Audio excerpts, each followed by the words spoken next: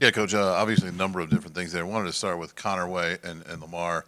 Both get 20 and 22. One has a great first half. One has a great second half. Just your thoughts on those guys and the halves that they provided for you.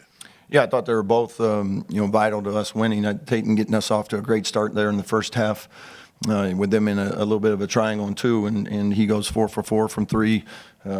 Connor hit a couple in there as well, and then in the second half, I thought the combination of Lamar and Trent really carried us there in the second half. As things got a little tight, I thought they were the ones that both individually gave us a nice little burst to get it back up there again. Yeah, you've only played a handful of close games one way or the other this season, and when you have like a new team, does it take? And you don't get a lot of these reps. I mean, you do them in practice and things like that, late game situations. But as a coach, how tough is it to sort of find the right lineup combinations, push the right buttons when you only get 3 of these in like 15 games or something like that? Yeah, I think the hard part is, and you got a little bit of a feel from practices and stuff, but to your point, how they're going to respond when it's 2 minutes left and we need a possession, or you're getting fouled late. You have all the analytics from where they were before, but those are the type of things you just learn every time you go out there. But I thought the guys did a really good job of managing the game down the stretch there. We had. I don't think we had any turnovers in those last 3 or 4 minutes. For the most part, we stepped up, knocked down our free throws. So, if I had one complaint, we just put them at the free throw line a little too much there in the second half especially. But. Hey, to Phillips, you talked about kind of the defense Washington was in early, and it seemed like you guys sort of had to pivot away from Lamar and Tucker in the first half. Obviously, Tatum's really good. Connor in the second half, you get some contributions from Nick Dorn and Trent Sisley. How important is it for this team to kind of learn that it can find its offense even if maybe a team is really overplaying those top 2 scorers? Yeah, and I thought the guys did a nice job of getting into actions and using Lamar and Tucker at times as sort of as decoys, but using the attention they were getting to take advantage of some other things. And I thought that's where, Trent, Nick Dorn even had a couple opportunities there as well. I thought Reed and Sam had some nice cleanup, things there that were good for us.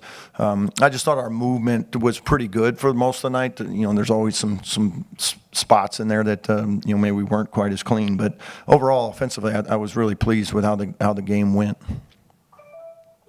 On Connor, he had 12 and 9. It's probably the most involved he's been. Just how much does it help you guys when he's playing at that level, and just what kind of drove his outing in your eyes? I think Connor just he just understands what we're trying to do. Part of it from being with us before, but the things he does and they lead just to winning. There's a spot he knew Lamar had just hit a 3, and it was even maybe a couple possessions later, but Connor's got the ball in transition and he finds him, and he just knows how to hunt those guys down so that they can stay in the zone and find those shooters. He just has such a great feel and understanding of the game. All he cares about is winning, and that's what makes him so special. Coach, I think after Connor made that circus shot, you kind of slammed your arm a little bit. What's it say about him that he can provide the energy for the team? I think it was a 6-point game, and he brought it back up with a few assists. Yeah, Connor just, like you said, he brings it every day. He plays the game with great enthusiasm, great energy, great passion, and I love that about him. Your teams need a guy like that. Obviously, fans love having a guy like that as well. So, he it's what he does every day in practice as well. He's the guy that hardly ever gets to sit out. He's always giving that max effort defensively. It doesn't matter how many days in a row we practice, he's going to come bring it, and that just raises the standard for everybody else to try to match. Coach, how much do you trust Trent Sisley right now as just a freshman? Yeah, I got great faith in Trent. He continues to get better and better. Some nights there's going to be more opportunity and than other nights, but I thought tonight he gave us a huge lift, and we rode him for as long as we could there until I think he got a little gas, so we had to give him a little rest. But that's great for him. I think it says a lot about him too. He's continued to stay confident throughout it, and he's put in the work too. During the break and stuff, he's spent extra time in the gym. A lot of the guys did, getting some of their player development, their shooting and things like that. I thought the guys overall really handled this break well. Came back, they were ready to go, and to come back and have pretty good performance. I was pretty pleased because sometimes after those long layoffs, you never know what might happen. Coach, we've asked you about offensive rebounding concerns probably several times over the course of the season, but it wasn't an issue at all tonight. Trent said that was a big area of focus coming into the game. How pleased were you with how that went?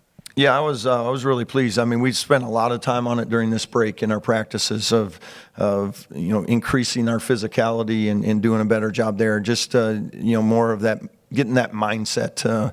Because Washington, they're big and they play around the rim a lot. Either with their 4s and 5s or with their guards. So there's always sometimes it's easier when someone takes a 3 to go hit a guy because he's out in space. But when it's just all under there and it's just a lot of bodies and stuff, there's somebody's got to come out with the ball. And I thought our guys did a good job of staying with it, pursuing the ball.